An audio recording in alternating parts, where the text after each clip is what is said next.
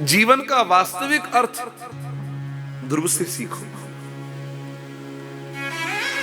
उत्तानपाद मनु जी महाराज के दो पुत्र हुए हैं, उत्तानपाद और प्रियव्रत। उत्तानपाद के दो रानी, सुनीति और सुरुचि। सुनीति बड़ी रानी, सुरुचि छोटी रानी। जब छोटी रानी से विवाह हुआ, रानी बनकर के आई है, तो सुनीति को महल से बाहर निकाल दिया है। सुरुचि ने कह दिया मैं महल में प्रवेश तब करूंगी जब सुनीति चली जाएगी, उसके रहते मैं नहीं जाऊंगी। अपने रुचि के अनुसार जीवन को चला रही है सुरुचि, लेकिन सुनीति है जो सुंदर नीति के अनुसार जीवन को चलाती है। पति ने कहा देवी आपको और जगह रहना पड़ेगा, तब रानी आएगी। चली गई। रहने की व्यवस्था राजा ने कर दी। क्यों? नहीं जाऊंगी तो धक्का देकर निकाल देंगे। गर्भिणी हुई, नहीं पालन पोषण हुआ। जिसने जीवन में नीति को प्रमुखता दी है, उसके गर्भ से ध्रुव जैसा बालक जन्म लेकर आया।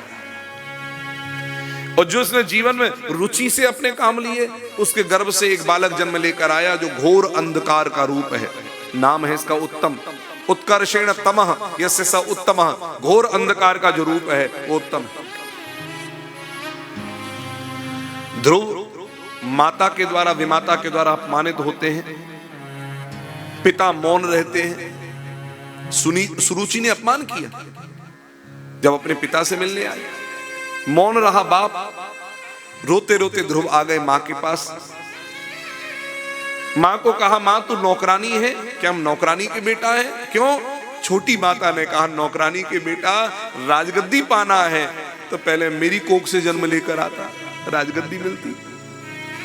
तू बता सत्य। नेत्रों में आंसू आ गए सुनीति के। सुनीति ने कहा पुत्र तेरी माता के प्रति कोई हृदय में दुर्भाव मत रखना। क्यों? तेरी माता वाणी की भले ही थोड़ी कठोर है, लेकिन हृदय की कोमल है।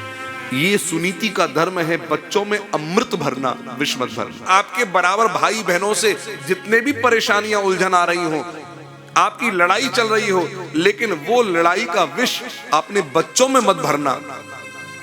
अपने रहते रहते अपने भाइयों के आपस में विवादों को सॉल्व कर देना। बच्चों को उनका हिस्सा मत बनने देना। संपत्ति को लेकर विवाद हो या किसी चीज को लेकर विवाद हो, ये नियम बनाओ। उसके बाद में ध्रुव जी महाराज को कहा अब जा जगत पिता की गोद में बैठने का अधिकारी बन जा, तब कर। मां की आज्ञा मानकर ध्रुव चले हैं।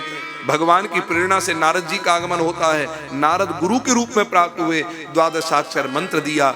6 महीना में मधुवन में रह करके ध्रुव ने भगवत दर्शन किया। अब आया समय मांगने का। अर्थ मांगने गए थे ना, लेकिन भगवान ने कहा मांग क्या चाहिए? ध्रुव ने क्या मांगा?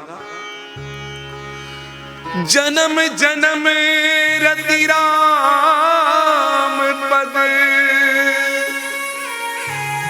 यह वरदान ना। जन्म जन्म रति राम पद, यह वरदान ना। मुझे आपके चरणों की भक्ति मिले, ये जीवन का अर्थ है। सोना मिला, चांदी मिला, हीरा मिला, जमीन मिली, मकान मिला, बंगला मिला, ये जीवन का वास्तविक अर्थ नहीं है। जीवन का वास्तविक अर्थ है कुछ मिले ना मिले, भगवान के चरणों की अविचल भक्ति मिल जाए, ये जीवन का सबसे बड़ा अर्थ है।